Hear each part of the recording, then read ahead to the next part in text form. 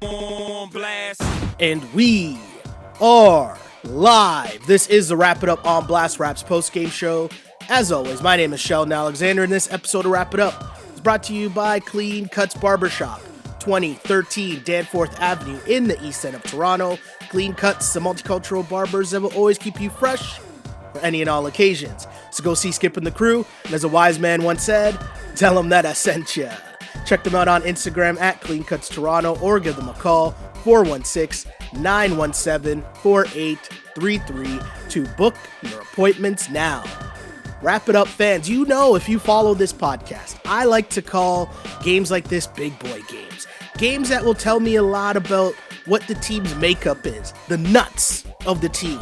You know, you're playing against a squad that you could run into in the playoffs. You've had some very close battles with them recently before the All-Star break. So this is a game that will tell you a lot. You know, you come in and, again, this could be a preview of a first-round playoff matchup. As mentioned, if you follow the pod, you know I call these the big boy games. And for the Raptors to come out in this game and lay the smackdown 127-81 against the Indiana Pacers. Again, 127-81, which is the largest margin of victory in Toronto Raptors franchise history. For you to do that in a big boy game? Okay. This get me hyped. And this is ahead of a big game against the Bucks on Tuesday. So this tells me the Raps are ready. The Raps are focused. They came out of the break ready to go. And we're ready to go on this podcast as well. My name is Sheldon Alexander. Thank you guys for tuning in, whether you do live on Twitter after each and every Toronto Raptors game for the only live and interactive Toronto Raptors post-game show there is. You can catch that on Twitter at Shell Alexander. We take your comments and questions there as people are already fired up and filtering in as the Raptors wave is lit right now. Also, though, we take your comments and questions on Instagram at Sheldon Alexander. And here's the thing, wherever you're listening to the pod, as people start to find out more and we build this out, bless us with the like, bless us with the retweet, spread the love that is the Wrap It Up podcast as this Toronto Raptors team continues to do work. If you are on Instagram, though, and you're seeing the feed that's up there, we can take your comments and questions there, or go to the link in bio, click the link, that gets you to the full feed. That is on the Twitter stream where you see the full set, you get the proper audio, all that fun stuff. And don't worry, we can still take your comments there in a great chat as well on the Periscope and Twitter feed. Because this is interactive, and I love touching base with the fans to see, just catch the mood, see how hype the wave is right now in Toronto. And I mean, considering what happened Saturday night at the ACC, I think a game like this by MLSE's other team was desperately needed. And as my boy Timmy Heggs pointed out on Twitter, is it time that we kind of consider, should they change the name to Raptors Sports and Entertainment? Save that conversation for another day. But not even going to mention what happened to that other team last night. Just going to say, I would feel a lot more rattled about what happened to that other team if the Toronto Raptors weren't the defending NBA champs. And not even just that, the way that the Raps come out to continue to show just how much like heart they have. And I hate saying that because it almost sounds so cliche, but when we call these things big boy games, like that's us as fans watching and, you know, trying to gauge how much are we investing our emotions into this team in the championship run? You know what I'm saying? And for the Raps as a team, as an organization, as the players, to them, they know the Bucks game is coming, but they know that the Indiana Pacers could also be their first round matchup.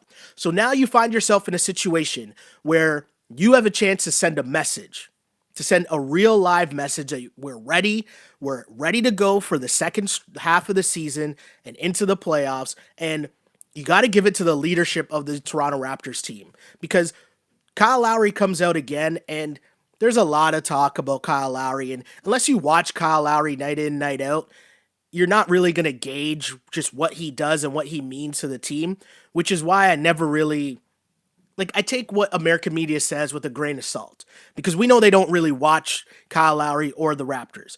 But what I do know is, especially during this run and especially during this season, Kyle Lowry, he's done such a great job of this season is pushing the pace and setting the tempo for this Toronto Raptors team, and everyone else just has to follow. And the way that this game started, right out the gate, you could tell one team was ready to send a message, and the other team was probably out at regulars last night. If you know, you know what I say. The other team was out at regulars last night. But anyways, here's the thing. Right out the bat, Serge Ibaka getting some nice feeds from Kyle, just as mentioned, right? Serge comes out with a quick 7 points. Kyle knocks down a 3 after that. 10-1 run to start. Siakam hits a 3, makes it 13-1. The Raps were just, it was almost as if, I don't know if there's boxing fans listening to this, but it was like what Fury did to Wilder last night.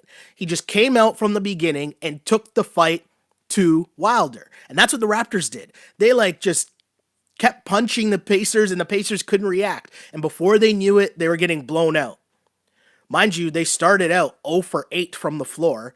Meanwhile, the Raptors started off on a 15-1 run. And by the time the Raps went to their bench, first play from the bench was Terrence Davis driving in for a huge slam. When you're coming out and setting a message like that, you're not even giving the Pacers a chance to get comfortable in their settings on the road. And road games are tough to begin with. There's certain places that are difficult places to play. And the ACC, or what's it called? Scotiabank Arena, pardon me, kind of has a rep of a tough place to play when the fans are rocking and when the team's playing well. And in a game like this, the Pacers didn't have a chance. From the get-go, it was just lights out. And it wasn't just the offense. I'm obviously mentioning the points and the run that the Raptors got out to. That tells you a little bit of something, right? But the defense that the Toronto Raptors brought, even going back to last season, it's always why this team will be competitive.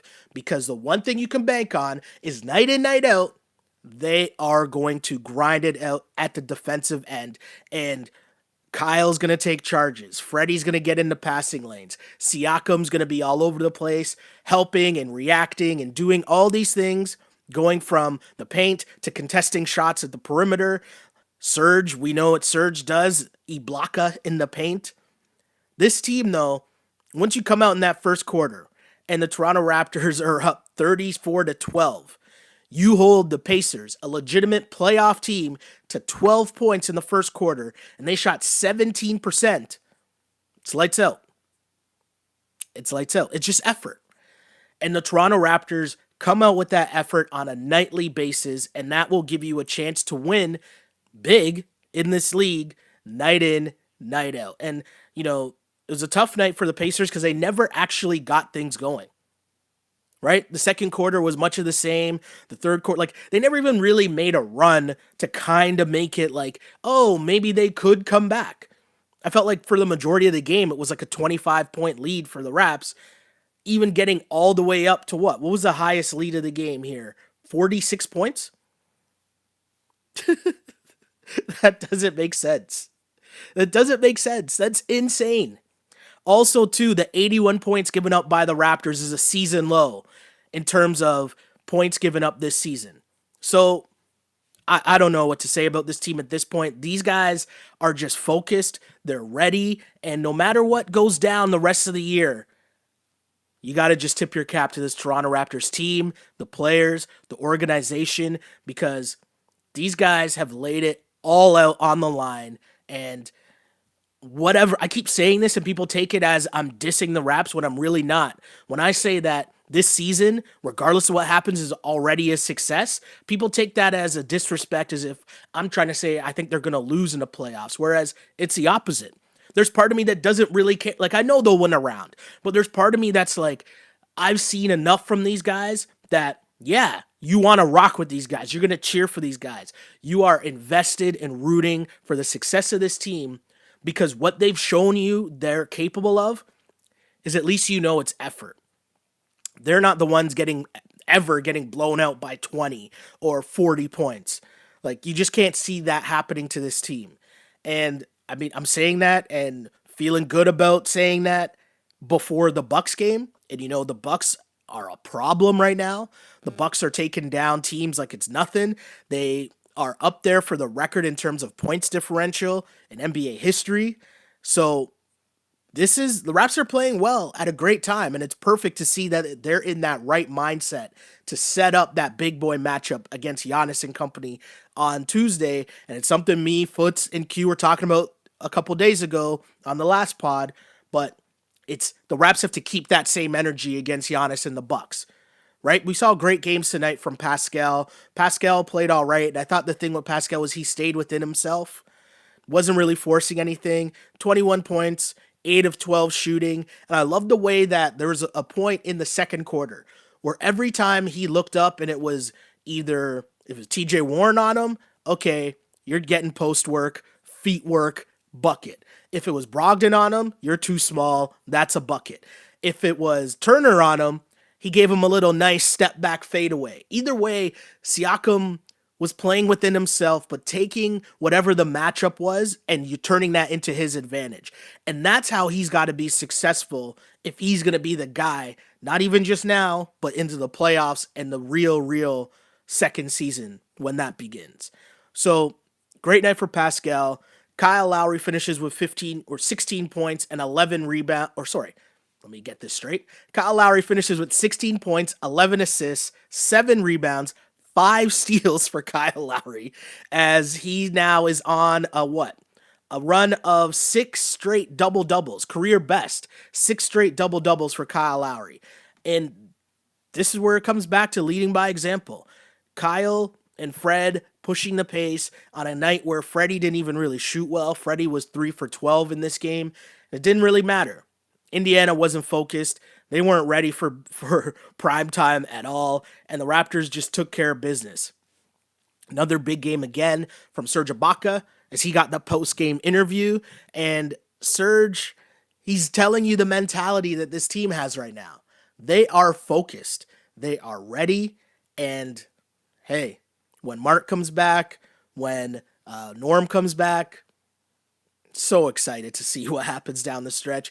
And the beauty of the NBA schedule before the playoffs, it's such a great marketing move by the NBA and what they do, because they have all these national TV games, right, in the States, where it's either Tuesday night on TNT, Wednesday night on ESPN, Thursday on TNT, Friday on ESPN, Saturday on ABC, Sunday on ABC. Those are all nationally televised, like, big time, prime time matchups. So when you look at the top teams in the league, all of their schedules get pretty difficult because every matchup is going to be Celtics Lakers or Bucks Sixers or Raptors Bucks or Clippers Lakers. Like, it's all going to be primetime matchups because they're setting up for, to hype up the sked to get the fans hype for the playoff run. And it starts for the Raptors against the Bucks on Tuesday, obviously, but another big game that happened today was the Celtics losing to the Lakers and giving the Raptors a bit more cushion for that number 2 seed. As we talked about on the last pod, the 2 seed is very important. I mean, you'd much rather play the Nets than having to play whether it's Indiana or Miami or Philly, depending on who drops down to the 6th spot. But the Raps getting a win and Boston getting a loss, that's huge. But as the schedules tighten up, the Raps got a bunch of games against the Bucks down the stretch as well. It's going to be a lot of fun. And games like this, the big boy games, always a telltale sign, a measuring stick, some might say, to see how the Toronto Raptors are doing. And with Kyle Lowry, Serge, and Pascal leading the way, it's a good job for the Raps. And when you get these blowout games and you give guys opportunities to get in the game and get more shots, and you got Matt Thomas coming off the bench, getting his career high 17 points, letting him build some confidence as minutes, especially once Norm's come back, might be difficult for Matt Thomas to get, but to give him that opportunity tonight, it's great to see him just wet shots because you know what he's capable of. Terrence Davis, we know his glow up continues this season as well. He continues to play well. Hollis Jefferson has just been such a bright spot off the bench because, again, coaches love when they know what they're going to get from you night in, night out. And I think night in, night out, they know from Rondé Hollis Jefferson, you're going to get effort, you're going to get grit, you're going to get, my guy's going to be diving on the floor, getting after loose balls. This Raptors team, man, it's a lot of fun. Also, a lot of fun, though, was taking the comments and questions from the fan base, because I know, as mentioned, the fan base is hyped up. And so, as always, as mentioned, what we try to do here is take your comments and questions on the Wrap It Up podcast, whether you are with us live on Twitter at Shell Alexander or on Instagram at Sheldon Alexander. And of course, if you ever miss the pod, just know we got you covered, whether it's on iTunes, Spotify, YouTube, Google Play, SoundCloud, all those places. Like and subscribe. Bless us. Share the love that is the Raptors post-game show, because, hey, this team, the way that they're playing, they deserve the love and fan base and support from the fan base, pardon me. But as mentioned, let's get to some comments, and we'll start out on Twitter, as Mike says, 2.5 games up on Boston. Also says, Nick Nurse is a god for adjusting. Nick Nurse continues to do a great job for this team, and I think that if you're the Toronto Raptors, you feel good about where you're at right now in terms of you've seen what you've got with this squad. You know that the blessing in disguise that the injuries was it forced Nick Nurse's hand to go to his bench and kind of continue to, allow guys to develop and grow, but also to figure out their role within the team. Because I think that's key. Right? Terrence Davis knows he's got to come off the bench and be energetic and give a spark off the bench. Rondé knows he's got to mess things up when he comes off the bench. Matt Thomas knows I got to get shots up and I got to hit threes. Same thing for Boucher. I got to get on the glass, be defensive. Like, you're seeing it now, and that's kind of been the blessing of all these injuries. It's the depth that this Raptors team has. Let's get some more comments. Jay Simone says, too bad the Leafs can't be more like the Raps. Definitely the best team in Toronto. Mike says, Leafs are not allowed in the hustle pod. I like that. It's very true. Gordon says, the Raptors come out against the Bucks, letting them know the game is going to be about defense. I mean, that's pretty interesting. That's an interesting take, because the Bucks, if you remember, I know everyone talks about the fact that the Raptors won 4 straight games against the Bucks to eliminate them from the playoffs. And of course, the main reason why people think that happened was obviously Kawhi finally got some help, right? Freddie came alive and couldn't miss. Norm started getting busy. Kyle found his stroke. And all these things culminated in the Raptors coming back and winning that series. But the main key to that series to me was the Raptors' continued effort at the defensive end. Nothing came easy for Giannis, especially, but Kawhi completely took Chris Middleton out of that series. And so now there's no Kawhi, but OG kind of has that job on the defensive end where you got to eliminate guys. So I don't know what the matchup's going to be, who's going to guard Giannis. They're probably going to give a bunch of guys some opportunities to guard Giannis, but the point remains, defensively is how you got to slow down that Milwaukee Bucks team, because they like to get up and down, they like to shoot threes, they like to push the pace, and Giannis especially loves to just get going downhill. What I mean by downhill is everything is north and south towards the basket. And once he gets a full head of steam going, it's up to you as a defense to slow him up. And that's what the Raptors did such a good job of last year in terms of building the wall at the basket, stopping Giannis from getting all the way to the cup, trying to force him into some mid-range game. So can they do that again? We'll see. But they'll get a couple more chances down the stretch, and we'll get to see it on Tuesday night. So yeah, I totally agree with Gordon's point. Raps, the key on Tuesday's got to be to come out on the defensive end and make your point made that, hey, we're here trying to stop you. We're not just going to let Giannis and these guys go crazy. As I saw your man's Joel Embiid, who on one night calls himself the best player in the league, and the next night can only put up 17 points against the Lopez twins. Joel Embiid. Jeez. Story for another day. Let's see. Someone's asking here. Logan says, I hope Powell will return with what he was doing before he left, because him and Ibaka off the bench. Totally agree. That gives the Raptors such a key, just a solid bench. If you're talking your bench is Norm, Rondé, Serge Ibaka, Terrence Davis, that's a solid bench right there. And you keep one of the starters in, I don't know. That's a really dope bench if you ask me. And I think that if you give them enough time to, get back into the roles, everyone's defined roles and rotations, I think that will really be a key for the Toronto Raptors down the stretch. So hopefully Norm's back pretty soon. I'm going to switch over to Instagram now because I know the Instagram peeps like to get mad at me saying that I've abandoned them, which is not true because I always big up the regulars that are on the Instagram feed that have been rocking with us from the beginning of time on this podcast. So to get to some of those comments now, someone on Instagram says, is this the golden age of the Toronto Raptors? I think that's pretty obvious because there's a little thing called an NBA championship that happened last year. Austin checks in and says, the fact that we did that to the Pacers and not a garbage team is crazy to me. And you know what? Austin is totally right. You cannot overemphasize that fact enough. Like, if you think about it, go back to last pod. We sat here, myself, my guy Foots, and Q, and Foots brought up the point that he thought one of the most difficult teams you might have to get matched up with in the playoffs was the Indiana Pacers. And so for us to legitimately have that conversation, the Pacers are a good team. And sometimes teams get caught. But if you're going to look at this team and say that on the one hand, we think that they're a very good team and they could be making moves. And then on the flip side of things, you look at it and you say that the Raptors blew them out of the gym. Hey, what more do you want from a Toronto Raptors team than that? I just thought that's a great look, and we can't underestimate the fact that the Raptors just beat the pants off of a really, really, really good team. Obviously, there's no Oladipo. Obviously, Jeremy Lamb was out after he suffered an injury that didn't look too good at all. But the message was sent. The Raptors are real. Alex says, this wasn't a gym run. This was a good old-fashioned ass whooping. I mean, you're right, and I feel like the Raptors turned it into a gym run. But point remains, ass whooping.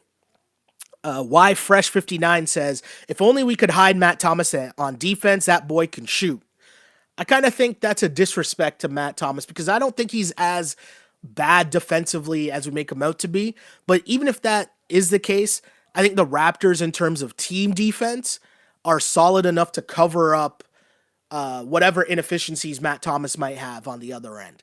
And I think that's a good thing. It just shows the strength of the team is the defensive end, that they can even cover off for someone who we deem, and I'm doing air quotes here, someone who's not as good defensively. But I think Matt Thomas, I think he gets a bad rap, and it's more so, people making judgments off of what they see more so than the actual facts of what's happening on the floor. Because my guy, defense is effort. And as long as, I see a guy out there running around giving effort defensively, trying to get in passing lanes, I'm okay with that. And I'm not mad at Matt Thomas at all.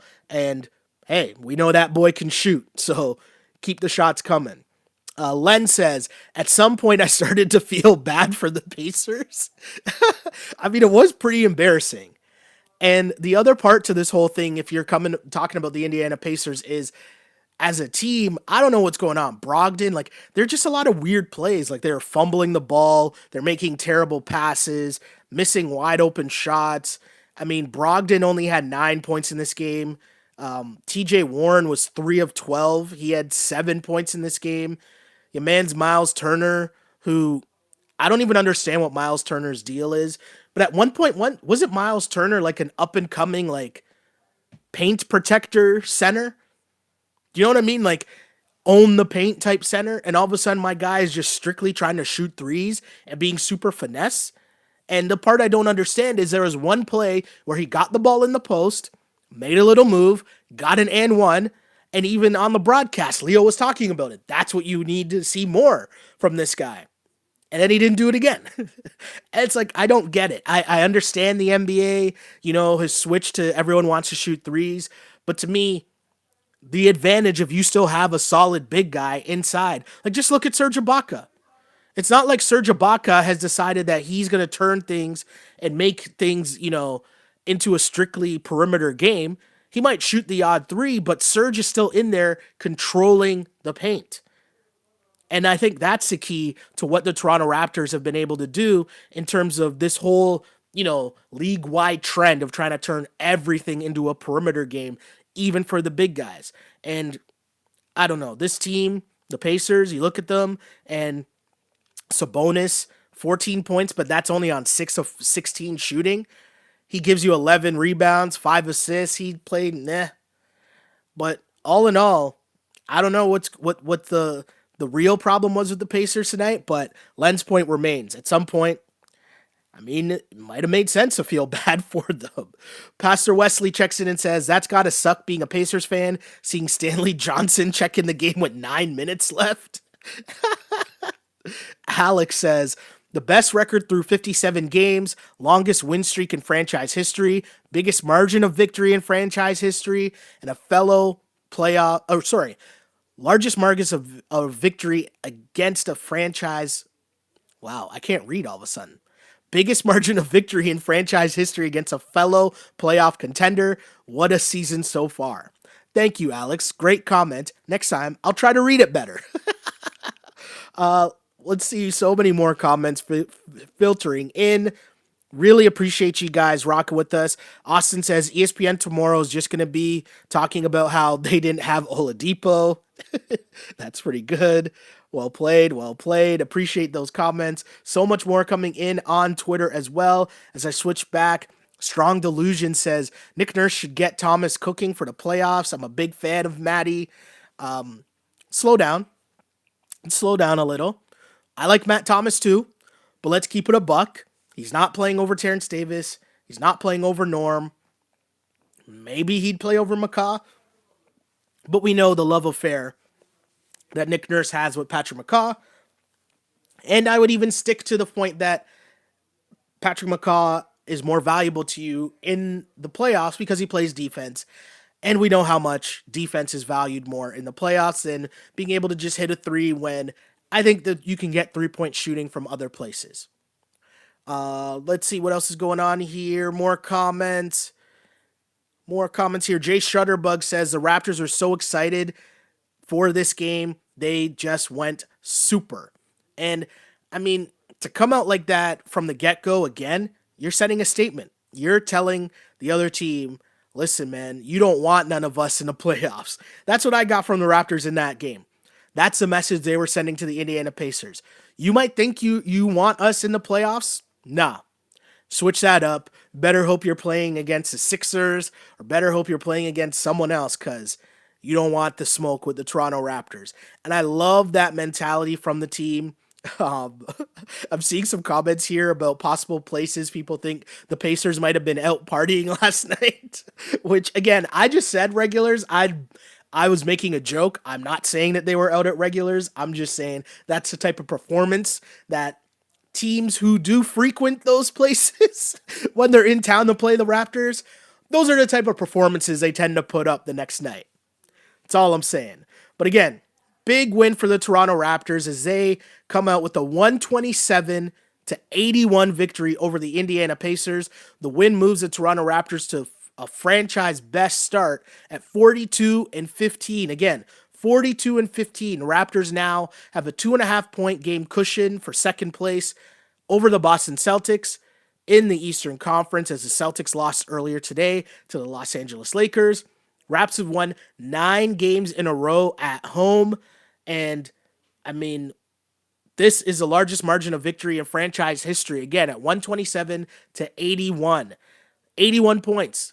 The lowest point total scored by an opposing team against the Raps this season. That's insane. In this era of the NBA, when you're holding a team to 81 points, a good team to 81 points, you know you're doing something right.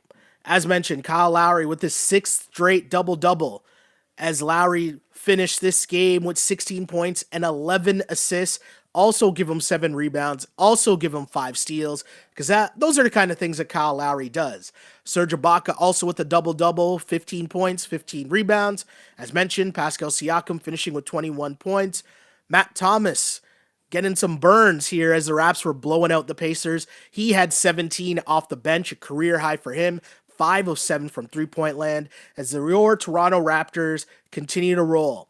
But now, their sights are set on the next matchup, which is Tuesday night against Giannis Antetokounmpo and the Bucks. Huge game for the Toronto Raptors. And hey, if this night against the Pacers tells me anything, it's that the Raptors are definitely ready for Giannis and company. And I can't wait to see that game, because we're seeing now that the Raptors know how to get up for an occasion. And that's what big boy games are about. That's what the playoffs are about. Do you have another gear to take it to? And the Raptors had that gear today against the Pacers. The Pacers did not. What will happen on Tuesday?